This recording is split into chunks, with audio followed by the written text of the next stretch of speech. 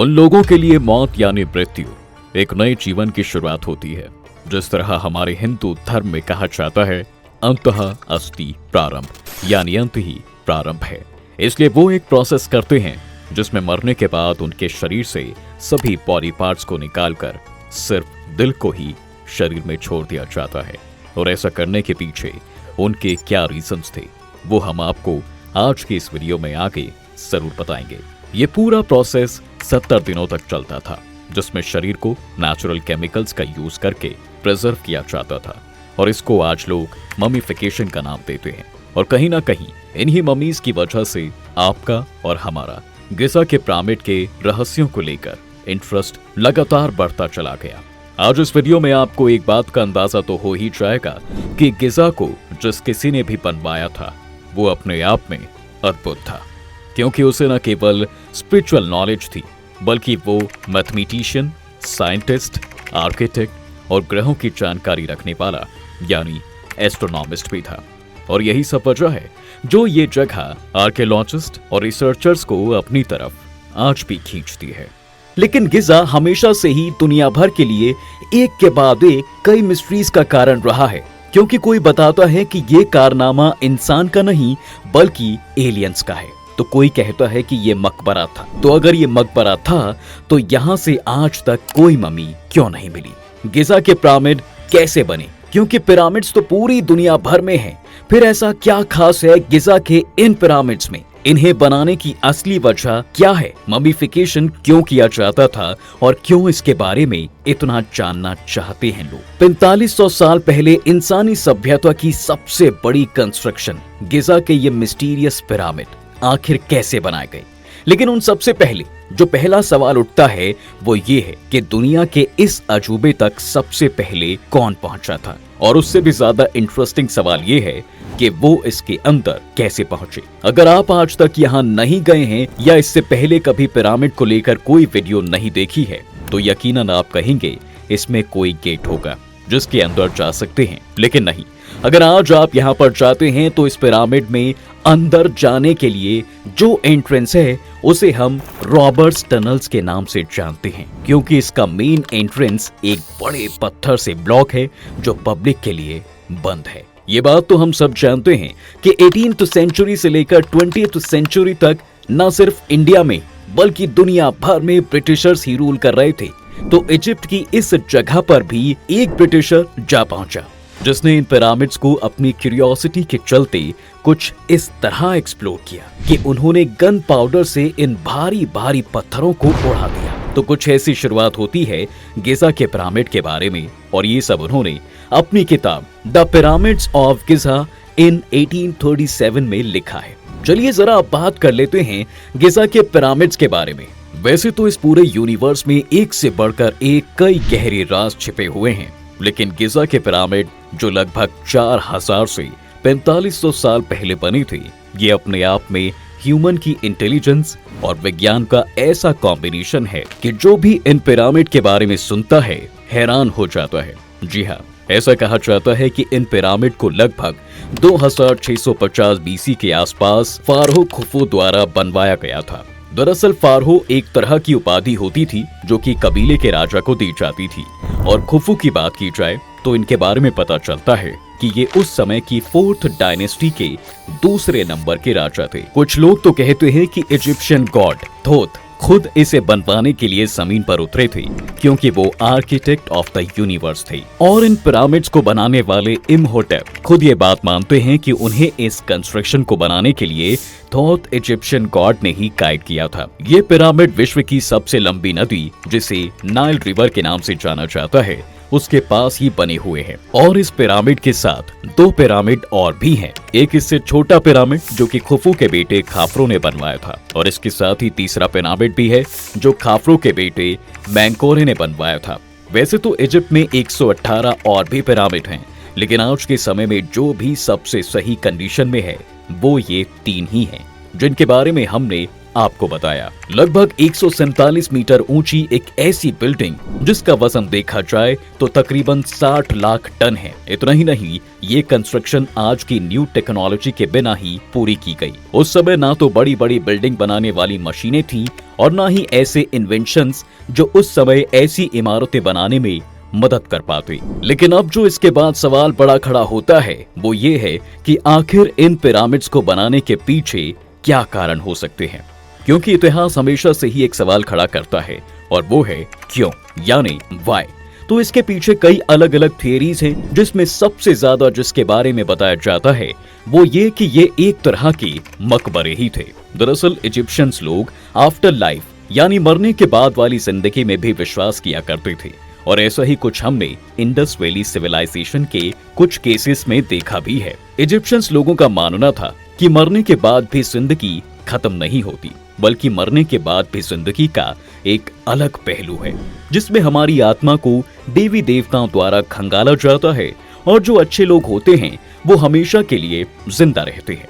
इसलिए कबीलों के राजा यानी फारहो मरने से पहले ही इन पिरामिड के अंदर अपने लिए कब्र, न केवल कब्र बल्कि खाना, ज्वेलरी, फर्नीचर, यहाँ तो कि कपड़े भी इन पिरामिड के अंदर रख लिया करते थे ताकि वो मरने के बाद भी एक शानदार जिंदगी जी सके। तो अगर इस तरह से देखा जाए तो ये बात साफ जाहिर है कि इन पिरामिड को बनाने के पीछे मेन रीजन ये बताया जाता है जहां राजाओं को बाद में मम्मीफाई करके रखा जाता है। अब यहाँ जो चीज आपको पता होनी चाहिए वो ये कि कैसे मरे हुए लोगों को मम्मीफाई किया जाता था। तो ये एक 70 दिन का प्रोसेस होता था जिसमें मरने के बाद शरीर से, दिमाग से लेकर लिवर और किडनी जैसे सभी अंगों को निकाल लिया जाता है।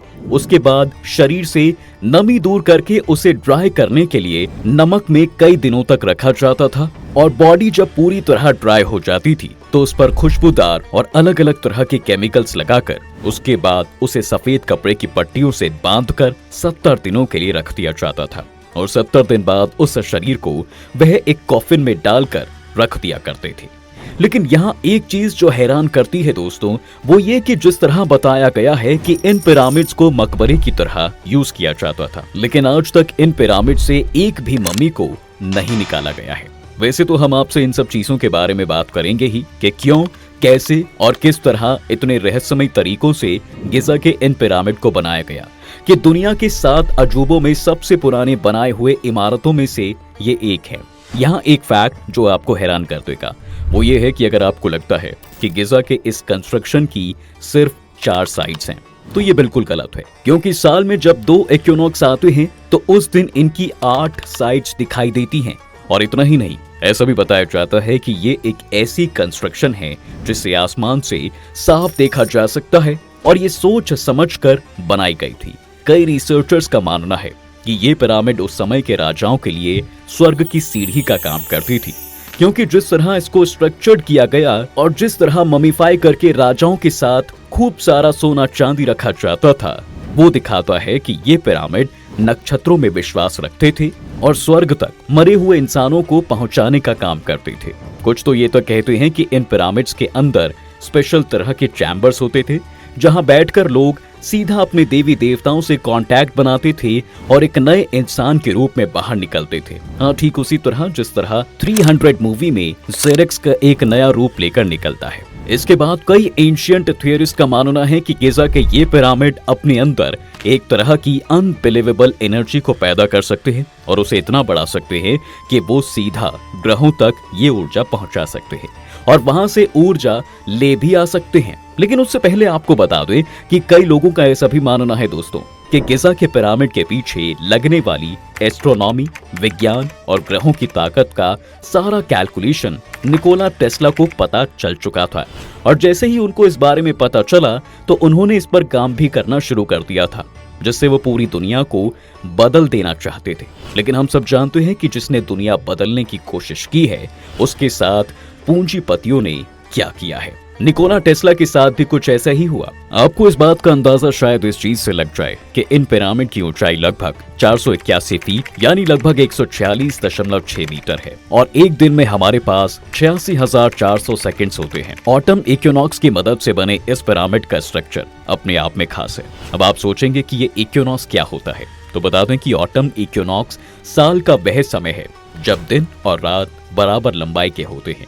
यानी अगर 86,400 को आधा करें तो 43,200 मिलता है और जब इस संख्या को पिरामिड की ऊंचाई से मल्टीप्लाई करते हैं तो जो हमें नंबर मिलता है वो लगभग अर्थ के पोलर रेडियस की संख्या को दिखाता है। इतना ही नहीं, अगर हम आज गिज़ा के पिरामिड का पेरीमीटर निकालें और उसे भी 43,200 से गुना करते हैं तो हमें अर्थ का सरकमफ्रेंस मिलता है। अब इस बारे में कितनी सच्चाई है कि निकोला टेस्ला को और भी ऐसे राज हाथ लगे थे जिसका वो एक्सपेरिमेंट भी कर रहे थे, ये सब बातें साफ साफ कह पाना अभी मुश्किल होगा। खैर, आगे चलते हैं वीडियो में। इसी तरह जॉय पार नाम के एक बहुत बड़े साइंटिस्ट, इन्वेंटर और इलेक्ट्रिक इंजीनियर थे जिन्होंने अपना काफी समय इन पिरामिड्स की रिसर्च करने में निकाला। अपने खुद के बनाए हुए इंस्ट्रूमेंट्स की मदद से उन्होंने इलेक्ट्रिक, मैग्नेटिक और रेडियो एक्टिव प्रॉपर्टीज को मेजर किया, जिसके बाद वो खुद भी हैरान रह गए थे। जॉय का मानना था कि पिरामिड्स के पास एक एनर्जी फील्ड है, लेकिन वो इसके बारे में और जानना चाहते थे, तो उन्होंने अपने ही लैब में पिरामिड्स को लेकर एक्सपेरिमेंट करना शुरू कर दिया। इसके बाद उन्होंने देखा कि पिरामिड के मेटल को सेंट्रीफ्यूगल मशीन के अंदर डालकर मैग्नेटिक करंट की मदद से घुमाएं तो पिरामिड के आसपास एक बबल बनेगा जिसमें एनर्जी होगी ठीक एक रक्षा कवच की तरह, और ये कवच हर तरह की रेडियो एक्टिव किरण को ब्लॉक करेगा। इतना ही नहीं, इसके बाद उन्होंने ये भी पाया कि एनर्जी फील्ड की जो डायरेक्शन है वो सीधा ओरियन नक्षत्र की रेखा में अलाइन करता है। मरने से पहले उन्होंने पिरामिड्स के बारे में ये तक कह दिया था दोस्तों कि ये एक टाइम मशीन का काम कर सकती है अगर हम इसकी सभी डायमेंशंस के बारे में सही से जान पाए तो क्या जॉय पार की ये बात सही थी? पिरामिड एक डायमेंशन से दूसरे डायमेंशन में जाने का एक जरिया है, क्योंकि फिजिक्स की स्ट्रिंग थियरी भी यही कहती है कि ये दुनिया 6 डायमेंशंस में बटी हुई है और हर डायमेंशन की अपनी एक अलग दुनिया है। पिरामिड के बारे में एक फैक्ट ऐसा भी है जिसे जानकर आप और भी हैरान हो जाएंगे। वो ये है कि पिरामिड को इस तरह से डिजाइन किया गया कि ये गिज़ा के पिरामिड 4 मुख्य दिशाओं की तरफ ही ओरिएंटेड हैं और यह उस समय ऑटमनल इक्विनॉक्स की मदद से ही संभव हो पाया होगा। ऑटमनल इक्विनॉक्स मतलब साल का वो समय जब दिन और रात बराबर होते हैं और साल में ऐसा 2 बार होता है। इसके बाद एक थियरी ये भी थी कि इन्हें ओरियन कोरिलेशन थियरी के बेसिस पर डिजाइन किया गया है, जिसके अनुसार ये तीनों पिरामिड ओरियन बेल्ट के अकॉर्डिंग बनाए गए थे। लेकिन 1999 में इस थियरी को नकार दिया गया था। गिज़ा के ये पिरामिड आज भी लोगों के अंदर उस समय लोगों की समझ के रहस्यों और विज्ञान को लेकर प्रश्न बने हुए हैं। शायद इसलिए आज भी इन पिरामिड से जुड़े दर्जनों पहलू अनसुलझे रह जाते हैं। इन पिरामिड्स के बनने के पीछे कई लोगों ने और भी तर्क दिए हैं जो कि काफी अनोखे और अटपटे लगते हैं। आइए आपको उनके बारे में भी बता देते हैं। एक थियरी में तो ये भी कहा गया है कि ये पिरामिड उस समय अकाल और भुखमरी से बचने के लिए अनाज स्टोर करने के लिए बनाए गए थे, जिसके सबूत कहीं से भी दूर दूर तक नहीं मिले। इसके बाद एक थियरी आई थी कि इजिप्शियंस लोग टेक्नोलॉजिकली एडवांस थे और ये पिरामिड एक पावर प्लांट थे जहां ये लोग बिजली बनाया करते थे, और इसके भी कुछ खास सबूत हाथ नहीं लगे। लेकिन ये तो इन पिरामिड का बनाने के पीछे का कारण है। अब हम बात करेंगे कि आखिर कैसे इतिहास में 5000 साल पहले एक ऐसी इमारत बनी जो आज तक दुनिया के लिए अनसुलझे सवाल खड़े करती रहती है। आपको जानकर हैरानी होगी कि गिज़ा के इन पिरामिड को बनाने के लिए लगभग 20 से 23 साल का समय लगा। इसको बनाने के लिए 20 से 30 हजार तक की स्किल्ड लेबर को रखा गया था, क्योंकि ऐसी इमारत बनाना किसी आम इंसान का काम तो नहीं हो सकता। इस अद्भुत इमारत को बनाने में लगभग 23 लाख पत्थरों का इस्तेमाल किया गया था, जिसमें 5.5 million ton limestones, 8000 ton granite और 5 लाख टन मोर्टार का इस्तेमाल किया गया। अब आप सोच रहे होंगे कि जिस एरिया में ये पिरामिड बने हैं वहां दूर दूर तक तो बस रेगिस्तान ही दिखाई पड़ता है, फिर कैसे इन सब पत्थरों को लाया गया होगा? तो आप बिल्कुल सही सोच रहे हैं, क्योंकि इन्हें अलग अलग जगह से लाया गया, जिसमें से सबसे ज्यादा दूर जहां से पत्थरों को लाया गया तो वह था आसवान, जो कि गिज़ा के लगभग 800 किलोमीटर की दूरी पर स्थित है। अब इसके बाद जो सबसे बड़ा सवाल आपके मन में उठेगा वो ये है कि इतने भारी भरकम पत्थरों को आकार देने के लिए किस चीज का इस्तेमाल किया जाता था, क्योंकि लोहे का इस्तेमाल तो नहीं किया गया था। तो आपको बता दूं कि इन पत्थरों को आकार देने के लिए कॉपर टूल्स का इस्तेमाल किया गया था। ये पत्थरों में क्रैक्स को ढूंढकर उसके अंदर लकड़ियों के बड़े बड़े प्लेट्स अटकाकर उनमें पानी भर दिया करते थे, ताकि वह क्रैक्स पानी सोखकर फूल जाएं, जिसके बाद में ये आसानी से तोड़ लिया करते थे। पत्थरों को मूव कैसे किया जाता था, तो आपको बता दें कि उस समय पहिए जैसा कुछ तो होता नहीं था।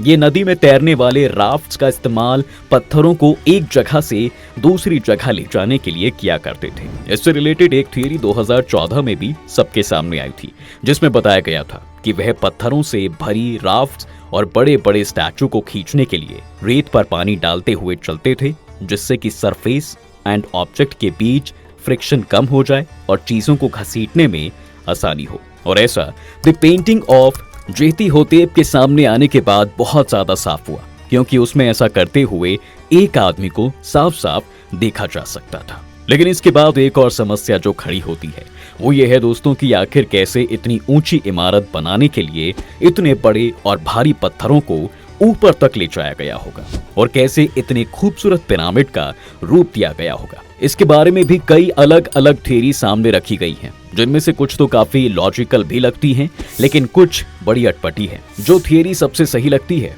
दरअसल वो बताती है कि यहाँ रैम्प्स का यूज किया गया था। साल 2015 में आर्कियोलॉजिस्ट की टीम्स ने एक वुडन रैम्प डिस्कवर किया, वो भी इजिप्ट के हटनेब से। और इस रैम्प को कुछ इस तरह से तैयार किया गया था जिसकी मदद से इन पत्थरों को आसानी से ऊपर तक ले जाया जा सके।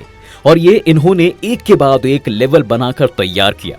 इसके बाद एक थ्योरी में ऐसा भी बताया जाता है कि पत्थरों को एक के ऊपर एक रखने के लिए लीवर का इस्तेमाल किया गया था।